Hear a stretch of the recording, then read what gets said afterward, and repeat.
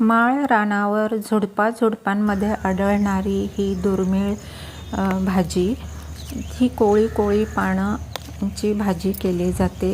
हिचं मराठीत नाव आहे हदवरणा आणि इंग्रजीमध्ये हिला म्हणतात 3 लीव्स कॅपर. तर ही भाजी वातविकारावर अतिशय गुणकारी अशी ही भाजी आहे. तर खूप उपयोगी अशी आदिवासी भागामध्ये आवर्जून खाल्ली जाते.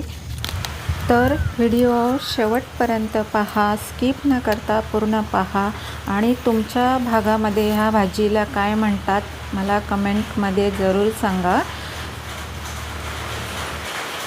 तर ही रानभाजी, वायवरणाची भाजी. तर असे कोळे कोळे तोडून आणलेले आहे. अगदी छान असे बेलाचे पान असतं अशाच पद्धतीचे आहेत. बघू शकता 3 पानं. पण ही वात विकारावर अति उपयोगी आहे. उत्तम अशी ही भाजी. नमस्कार, माझ्या चॅनलमध्ये तुमचं खूप खूप मनापासून स्वागत आहे. तसेच ह्या भाजीचे अनेक फायदेसुद्धा आहेत.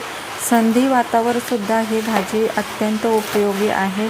मूत्रविकारावर, मूतखड्यावर, अशा लघवीच्या विकारांवर सुद्धा ही भाजी खूप अशी उपयोगी आहे. तर अशा पद्धतीने मी भाजी बारीक अशी चिरून घेते आहे. बघू शकता छान अशी हिरवीगार भाजी आहे. सर्व भाजी आपण अशा पद्धतीने चिरून घेणार आहोत.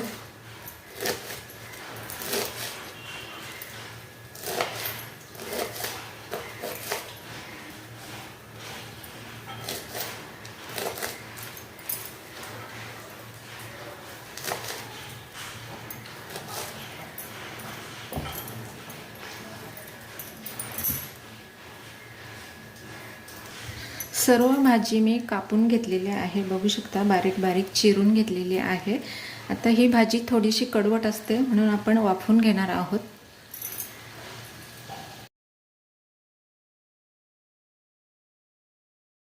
इथे गॅसवर मी पाणी कढईमध्ये उकळत ठेवलेलं आहे. आपण ही भाजी त्यामध्ये उकळून घेणार आहोत. एक उकळी काढून घ्यायची आहे.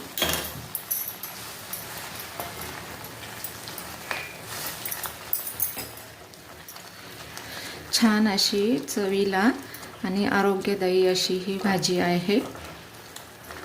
वात विकारावर अत्यंत उपयुक्त. इथे मी गॅसवर मातीचा तवा ठेवलेला आहे. थोडंसं तेल टाकून घ्यायचं आहे. भाजीसाठी चटणी तयार करायची आहे.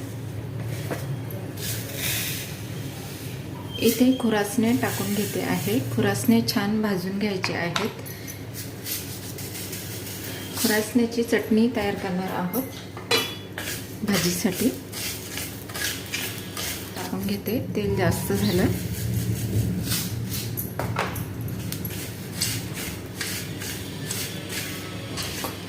काही ठिकाणी ह्याला काळे तीळ म्हणतात. आमच्याकडे खुरासणे म्हणतात. खुरासण्याची चटणी शेवग्याच्या शेंगांमध्ये उकडून शेवग्याच्या शेंगा पण करू शकतो. आमच्याकडे भरपूर भाज्यांमध्ये ही चटणी वापरली जाते. 7 ते 8 लसणाच्या पाकळ्या, मिरच्या टाकून घ्यायच्या आहेत. इथे आपण खुरासण्याची चटणी तयार करत आहोत.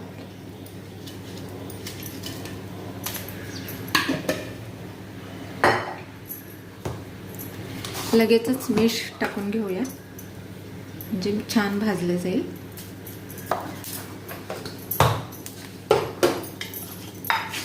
छान तडतडलं की त्याची चटणी तयार करणार आहोत. तडायला लागले. बघू शकता आवाज येतो आहे.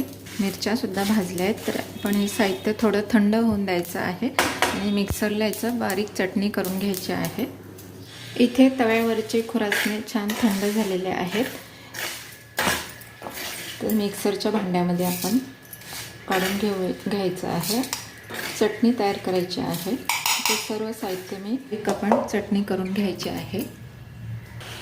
इथे छान खुरासण्याची चटणी तयार झाली आहे, बघू शकता.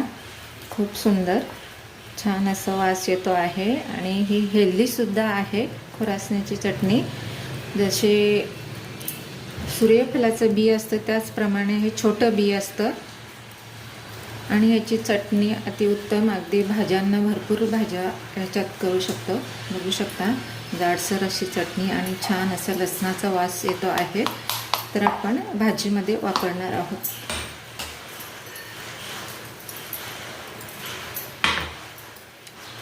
अगदी छान खुरासण्याची चटणी तयार झालेली आहे, बघू शकता. वाफून झालेले आहे. तर आपण त्यातलं पाणी काढून टाकणार आहोत. इथे मी प्लॅस्टिकची गाळणी घेतलेली आहे. इथे आपण भाजी गाळून घ्यायची आहे.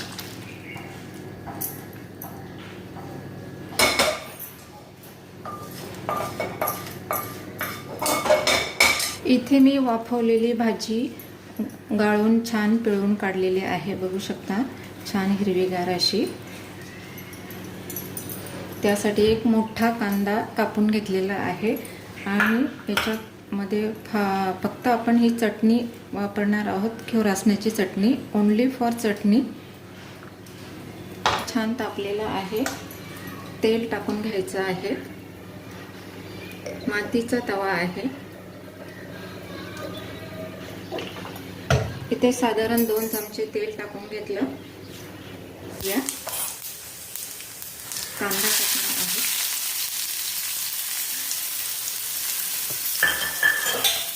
कांदा छान परतून घ्यायचा आहे. तांबूस होईपर्यंत परतून घ्यायचा आहे.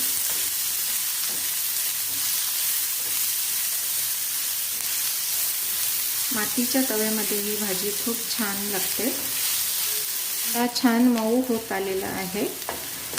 लालसर तांबूस झालेला आहे. इथे आपण चटणी टाकून घ्यायची आहे.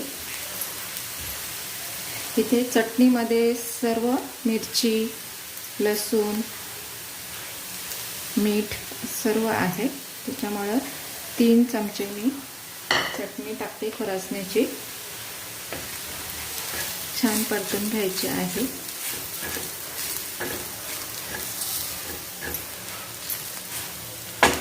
त्यावर लगेचच ही भाजी टाकून घ्यायची आहे.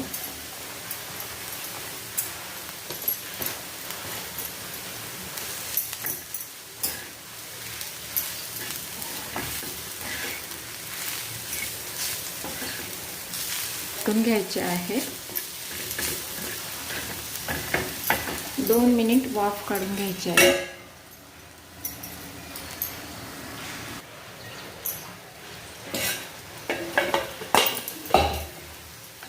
छान वाफ आलेली आहे आणि भाजी लगेचच शिजलेली आहे. आपण चटणी टाकलेली आहे आणि ही अगोदरच वाफवलेली होती भाजी, त्याच्यामुळे ती लगेच शिजते. आणि पालेभाज्यांना काही वेळ लागत नाही, अगदी झटपट होणाऱ्या भाज्या आहेत.